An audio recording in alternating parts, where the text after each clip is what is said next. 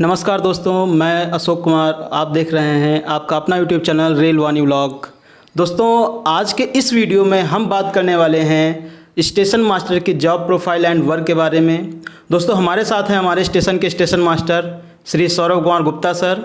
उनसे आज हम जानेंगे कि स्टेशन मास्टर की तैयारी कैसे करते हैं और कैसे बनते हैं, ट्रेनिंग कैसे होती है, पूरी जानकारी लेंगे आपसे।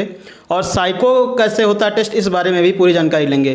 दोस्तों, अगर आप हमारा वीडियो पहली बार देख रहे हैं या यूट्यूब पर पहली बार हमारा चैनल पर विजिट किए हैं तो आपसे रिक्वेस्ट है कि हमारे चैनल को सब्सक्राइब कर लीजिए, क्योंकि इस चैनल पर रेलवे, एनटीपीसी और ग्रुप डी और रेलवे संबंधित और जानकारी प्रोवाइड की जाती है। जैसे ही हम कोई वीडियो डालेंगे तक तुरंत आपको अपडेट मिल जाएगा। चलिए हम जानते हैं। सबसे पहले एनटीपीसी में जो स्टेशन मास्टर की जॉब होती है उसमें कैसे तैयारी करनी पड़ती है, कैसे होता है, सर ने कैसे तैयारी की थी, क्या क्या पढ़ा था और कैसे तैयारी की थी, पूरी जानकारी लेते हैं। सर, आपका हमारे चैनल पर बहुत बहुत स्वागत है। धन्यवाद। पहले तो दोस्तों नमस्कार, मैं सौरभ गुप्ता बिरूर स्टेशन पर स्टेशन मास्टर के पद पर कार्यरत हूँ। मैं 2015 का जो लास्ट नोटिफिकेशन आया था एनटीपीसी के द्वारा उसमें सेलेक्ट हुआ। मेरी ट्रेनिंग मार्च 2018 में स्टार्ट हुई और लगभग 78 डेज़ ट्रेनिंग हुई। उसके बाद हम लोगों को इंडिपेंडेंट चार्ज दिया गया। मैं आपको बताऊंगा कि कैसे तैयारी करनी है और आपको कैसे सफल होना है। सबसे पहले तो आप ये जान लो कि जो अभी तक तैयारी कर रहे हैं वो आप किए हैं, कैसे किए हैं ये मैं नहीं बोल सकता। अभी आपको रेलवे के बारे में, ओनली सिर्फ रेलवे, आपको रेलवे पूछता है वन लाइनर, तो उसके लिए सबसे पहले आप लोग या तो वन लाइनर अगर पढ़ना चाहते हैं तो एक बुक आती है स्पीडी, उसे आप प्रेफर कर सकते हैं। वो सबसे बेस्ट बुक है रेलवे के लिए, वन लाइनर के लिए। और अगर आप किसी और की तैयारी कर रहे हैं तो उसके लिए घटना चक्र आता है। सब्जेक्ट्स वाइज लेना चाहते हैं तो सब्जेक्ट्स वाइज ले लीजिए, और अगर इंडिविजुअल लेना चाहते हैं तो इंडिविजुअल भी आते हैं। घटना चक्र एक बेस्ट ऑप्शन है, उसमें आपको वन लाइनर भी मिलेगा और जो क्वेश्चन रहेगा उसका आंसर आपको डिटेल में भी मिल जाएगा। अच्छा सर, ये बताइए कि जो लोग तैयारी करते हैं, कोचिंग भी करते हैं इसके लिए, तो क्या सिर्फ कोचिंग करना जरूरी है? मतलब बिना कोचिंग के क्या तैयारी नहीं कर सकते, सिलेक्शन नहीं ले सकते? अगर आप 12th के बाद अगर कंपटीशन में आना चाहते हैं तो मेरा मानना है कि एक बार आप कोचिंग अवश्य लें। उससे आपको पता चलेगा कि हम किस तरीके से कंपटीशन में जाएंगे। एक बार लेने के बाद आप दोबारा कोचिंग ज्वाइन नहीं कीजिए, उससे सिर्फ आपका पैसा वेस्ट होगा, टाइम वेस्ट होगा, और भी कई सारी चीज़ें हैं जो आपको वेस्ट लगने लगेंगी। मेरा मानना है कि सिर्फ एक बार कोचिंग अटेंड कीजिए, जिससे आपको सही गाइडेंस मिल सके और धीरे धीरे आपको खुद पता लगेगा कि हम कहाँ से कहाँ की तैयारी कर रहे हैं। अच्छा सर, चलिए वो तो हो गया तैयारी वाली बात। अब थोड़ा आपका बैकग्राउंड जान लेते हैं। आप मतलब कहाँ के रहने वाले हैं और आपका बचपन कैसा रहा? मेरा बचपन नॉर्मल लोगों की तरह है। नॉर्मल स्टूडेंट्स जो स्कूल जाते हैं, हंसते खेलते खाते पीते हैं, वही सब नॉर्मल है, नॉर्मल सी लाइफ। मैं एक किसान परिवार से आता हूँ। और घर आपका? मैं जालौन डिस्ट्रिक्ट में एक गांव पड़ता है, वहाँ से आता हूँ। तो आपने जब इंटर की तैयारी वही गांव से की? नहीं, मैं इंटर झांसी से किया हूँ। झांसी GI नहीं, मेरा 9th रहा है एरज से। झांसी डिस्ट्रिक्ट के मैं एक कस्बा पड़ता है एरज। उसके बाद मैं हाई स्कूल करने के बाद इंटर के लिए झांसी आया। झांसी से मैं 12th GIC झांसी से किया हूँ। अच्छा अच्छा। तो 12th के बाद आप तैयारी में लग गए थे या कुछ और ट्राई किए? किसी और, सिर्फ रेलवे वाली तैयारी किए, कुछ और भी ट्राई किए आप? मैं रेलवे की प्रिपरेशन कभी नहीं किया, ये सत्य है, अखंड सत्य इसे जैसे कहते हैं। मैं इंटर पास होने के बाद मेरे दिमाग में सिर्फ 2 चीज़ें चल रही थी, या तो मैं BCA करूं या सिंपल ग्रेजुएशन। मेरे घर वाले ओनली सिर्फ सिंपल ग्रेजुएशन के लिए बोल रहे थे, या एक अदर ऑप्शन रखा था कि बीटेक कीजिए, और मैं बीटेक करने के पक्ष में नहीं था। तो फिर उसके बाद आप तैयारी करने लगे? मैं BCA भी नहीं कर पाया किसी कारणवश। उसका जो एग्जामिनेशन होता है उसकी मैं डेट निकल गई तो मैं एग्ज़ाम नहीं दे पाया उसका। उसके बाद मैं सिंपल BSc किया बुंदेलखंड यूनिवर्सिटी से। उसके बाद मैं 1 साल कुछ भी नहीं किया। 1 साल मैं जब फर्स्ट ईयर में था तो SCRA की तैयारी की, उसमें भी असफल हुआ। उसके बाद मैं 1 साल कुछ नहीं किया, उसके बाद मैं कंपटीशन की तैयारी करना स्टार्ट किया। ठीक सर, ये जानना चाहते हैं जब आप कंपटीशन तैयारी किए तो आपका नोटिफिकेशन 2015 वाला था? हाँ, 2015 वाला। तो आप तैयारी जब स्टार्ट की तो उसमें कैसे पढ़ते थे, स्ट्रेटजी क्या रहती थी पढ़ने की? मैं सबसे पहले तो मैं कोचिंग गया, कंपटीशन की कोचिंग, उसका नाम विद्यालोक है। उसमें मेरे को मैथ बहुत अच्छे से पढ़ाया गया। सबसे अच्छी बात है कि कोचिंग में आपको सब्जेक्ट्स वाइज पढ़ाते हैं कि आपको कौन सा सब्जेक्ट किस लेवल से पढ़ना है, कौन सा सब्जेक्ट्स कैसे पढ़ना है, ये सब चीज़ें कोचिंग के हिसाब से बताई जाती हैं और उसी तरीके से हम लोग कंपटीशन की तैयारी में आगे बढ़ते जाते हैं। अच्छा, तो आपने जब तैयारी की थी तो उस समय आपने कौन कौन सी बुक पढ़ने के लिए प्रेफर किया सब्जेक्ट वाइज से? मैथ के लिए आपने कौन सी बुक से तैयारी की थी? मैंने मैथ के लिए RS अग्रवाल, मेरे फर्स्ट बुक RS अग्रवाल। मैं कंपटीशन में जब अंदर आया तो सबसे पहले मैं RS अग्रवाल प्रेफर किया। उसके बाद मैंने 10th स्टैंडर्ड तक का धर्मेंद्र बिश्नोई का मैथ लगाया। अच्छा। 9th-10th का मेरा मानना है कि धर्मेंद्र बिश्नोई का अगर मैथ लगाते हैं हाई स्कूल स्टैंडर्ड का तो वो आपको SSC ग्रेजुएट लेवल तक का मैथ कंप्लीट करा देता है। उसके बाद आपको मैथ में कभी प्रॉब्लम नहीं आएगी। अच्छा सर, ये बताइए, तो मैथ की बात हो गई, जो GS पढ़े थे आप, GS GK, तो वो कौन सी बुक पढ़े थे, क्या पढ़े थे उसमें से? मैं GS के लिए सिर्फ घटना चक्र को ही प्रेफर किया, ओनली सिर्फ घटना चक्र। और रीजनिंग के लिए तो कॉमन बुक हर जगह वही अवेलेबल है? हाँ, रीजनिंग के लिए तो कॉमन बुक है, एक किरण की आती है, मैं उसी को प्रेफर किया। अच्छा सर, ये बताइए कि जब आप तैयारी कर लेते तो CBT 1 जो हुआ आपका, तो उसमें कितने मार्क आए थे लगभग? मेरा CBT 1 में रॉ मार्क पहले कितना था लगभग? रॉ मार्क मेरा CBT 1 में 83-84 के समथिंग था। फिर उसे नॉर्मलाइज किया गया तो मेरा 94 या 96 ऐसा कुछ था, मुझे याद नहीं है, लेकिन 90+ था। उसके बाद फिर CBT 2 हुआ?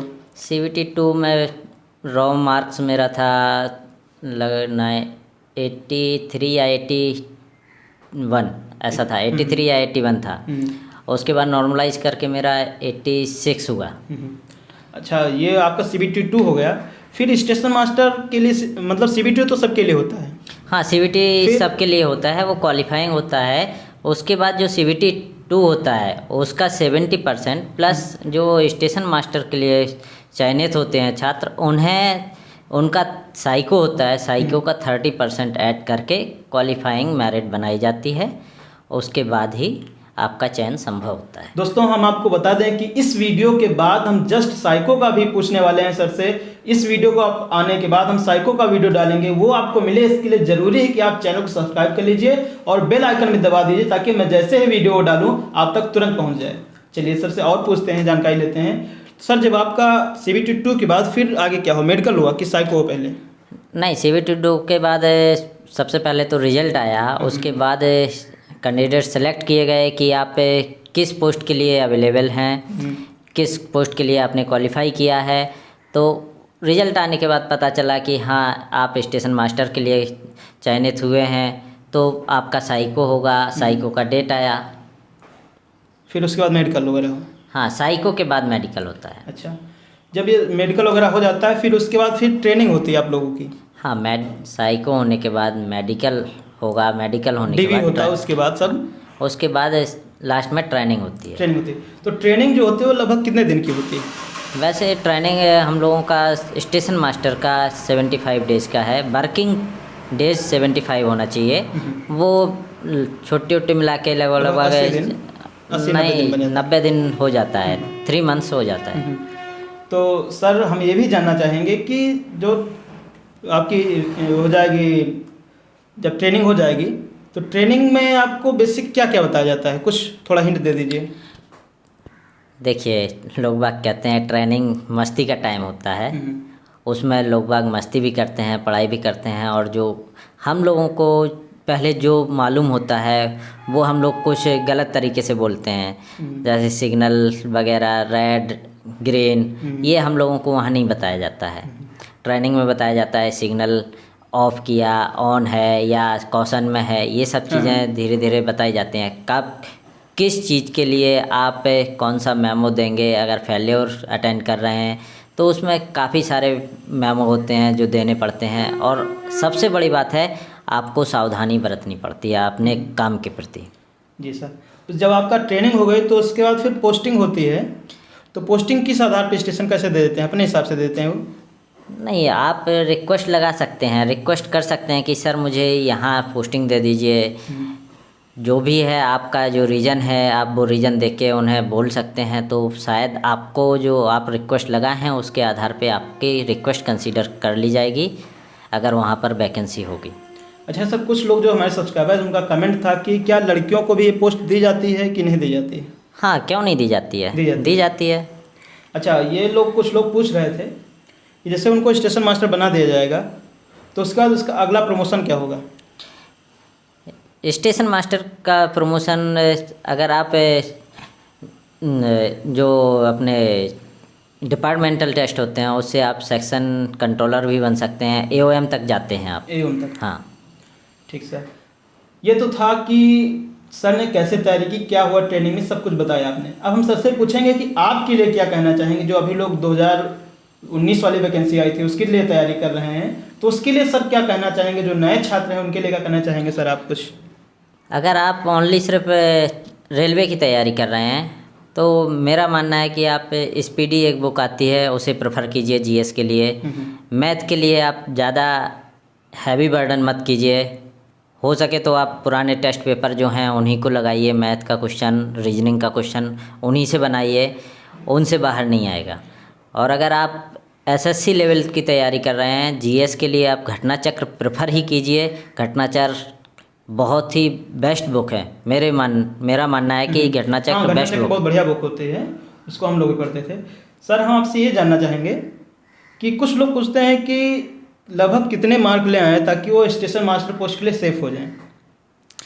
ये कहना मुश्किल है, फिर भी कुछ एवरेज। कंपटीशन हर दिन बढ़ रहा है, हर दिन नए बच्चे जन्म ले रहे हैं, नए लोगों का ग्रेजुएशन हो रहा है, नए लोगों का इंटर हो रहा है, पर डे कंपटीशन में लोगों की संख्या बढ़ती जा रही है। तो आप ये नहीं कह सकते कि मिनिमम आप इतने अंक लाकर सेफ हो जाएंगे। लेकिन अगर आपने सोचा कि मैं 80 नंबर लाके 80 नंबर लाके सेफ हो जाऊंगा तो वो आपका भ्रम है। आज की डेट में शायद अभी जो लड़के ग्रेजुएट हो निकले हैं वो बहुत ज़्यादा एक्सपर्ट हैं, बहुत ज़्यादा एक्सपर्ट बोलेंगे उन्हें। एक तो सबसे बड़ा माध्यम है इंटरनेट का, उनके पास इंटरनेट अवेलेबल हो गया। आज से 2-3 साल पहले वैसा कुछ नहीं था, इतना इंटरनेट अवेलेबल नहीं था, तो वो लोग अपने 12th स्टैंडर्ड के साथ साथ इंटरनेट पर कई सारी चीज़ें पहले से ही देखते रहते हैं, तो उनका माइंड एकदम शार्प हो जाता है, तो वो बहुत जल्दी चीज़ों को कैच करते हैं। तो उसकी वजह से कंपटीशन बढ़ जाता है। कंपटीशन बहुत बढ़ गया है अभी, इसलिए आप ये मत सोचिए कि मैं मिनिमम नंबर लाके सेफ हो जाऊंगा। आप मैक्सिमम की आशा कीजिए कि मैं मैक्सिमम लाऊंगा जितना ला सकता हूं। अच्छा सर, कुछ करंट अफेयर जो आते हैं उसके बारे में बताइए कि कौन सी बुक पढ़ें और लगभग कितना पुराना करंट अफेयर पढ़ें। जैसे मान चलिए उनका जब एग्जाम होने वाला था उससे कितने दिन तक का पुराना पढ़ें वो? करंट अफेयर्स के लिए आप 6 मंथ तक का, ओनली 6 मंथ का पढ़िए, वो भी एक ही पत्रिका जो आप फर्स्ट मंथ ले रहे हैं उसी पत्रिका को रिपीट कीजिए, नई पत्रिकाओं से मत पढ़िए। कोई एक पत्रिका लीजिए और उसी को कंटिन्यू करिए, उसी से पढ़िए, उसी से कंटिन्यू कीजिए। और अगर आप इंटरनेट चलाते हैं तो स्टडी आईक्यू को आप ज़रूर देखें। स्टडी आईक्यू करंट अफेयर्स के लिए बहुत अच्छी साइट है, आप देख सकते हैं स्टडी आईक्यू। ठीक सर, अब आखिरी सवाल आपसे है कि कुछ लोग जो नए बच्चे तैयारी कर रहे हैं, एग्ज़ाम आने में लेट हो जाता है, देर से होता है, तो डिमोटिवेट हो जाते हैं, तैयारी करने में उनका मन नहीं लगता है, तो उनके लिए आप क्या कहना चाहेंगे? बस मैं यही कहूँगा कि आप निराश मत होइए। एग्ज़ाम डेट कभी भी आएगी, कैसे भी आएगी, क्योंकि एग्ज़ाम तो कराना ही है। आपका पैसा ले रखा है सरकार ने, तो एग्ज़ाम तो कराएगी ही। वो देर कर सकते हैं लेकिन एग्ज़ाम को कैंसिल नहीं कर सकते, इसलिए आप लोग आशा रखिए, पढ़ते रहिए। सर एक चीज़ और पूछना रह गया आपसे कि आप तक कितने साल हो गए? लगभग 2 साल हो गए आपको स्टेशन मास्टर बने हुए। 2.5 साल हो गए। आपको स्टेशन मास्टर की पोस्ट कैसी लगी आपको? मैं वर्क कैसा लगा आपको उसका? मैं वर्क को एंजॉय करता हूँ। वर्क को एंजॉय करते हैं। चलिए अच्छी बात है कि आप जिस काम करें उसको एंजॉय करके करें, तभी आपको मज़ा आता है उसमें। चलिए दोस्तों, आपने देखा सर ने इतने अच्छे से आपको पूरा बताया कैसे पढ़ना है, क्या पढ़ना है, कहाँ से पढ़ना है, पूरी जानकारी दी आपको। तो ज़रूरी है आप सर के लिए एक लाइक कर दीजिए और ये वीडियो उन लोगों तक शेयर कर दीजिए जो लोग रेलवे एनटीपीसी या रेलवे ग्रुप डी की तैयारी करते हैं, उन तक शेयर कर दीजिए। और दोस्तों आपसे निवेदन एक और है कि इसके जस्ट बाद हम साइको का वीडियो डालेंगे, वो वीडियो अब तक मिल जाए। इसके लिए ज़रूरी है कि आप चैनल को सब्सक्राइब कर लीजिए और बेल आइकन दबा दीजिए ताकि नोटिफिकेशन आपको तुरंत मिल जाए। थैंक यू दोस्तों, गुड बाय।